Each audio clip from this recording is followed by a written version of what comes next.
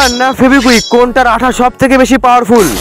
এই দেখো, এই গ্লুগানকে চালানোর জন্য এর তারকে কারেন্টে গুঁজতে হবে, আর গ্লু স্টিককে এর পিছনে গুঁজতে হবে, আর এইদিকে আমাদের ফেভিকুইককে প্যাকেট থেকে বের করে একটু চাপ দিলে টপ টপ করে বেরোবে। এবার এই চারটে জিনিসের মধ্যে দুখানা আঠাকে লাগিয়ে দেখবো কোন আঠাটা সব থেকে বেশি পাওয়ারফুল। টেস্ট করার জন্য আমার কাছে আছে পেনের মুটকি, রঙের কৌটো, কাগজের গ্লাস আর লাস্ট দুটো লোহার জিনিস। তো গাইস, প্রথমে আমরা দেখবো গ্লুগানের পাওয়ার। তাই প্রথমে গ্লুগান দিয়ে পেনের মুটকি দুটোকে একসাথে আটকে দিলাম, এরপর কাচের রঙের কৌটোগুলোকে আটকে দিলাম, এরপর কাগজের কাপটাকেও আটকে দিলাম, লাস্ট গ্লুগান দিয়ে লোহাকেও আটকে দিলাম। এগুলো এখন শুকাক, 5 মিনিট পর দেখবো গ্লুগানের পাওয়ার কিরকম।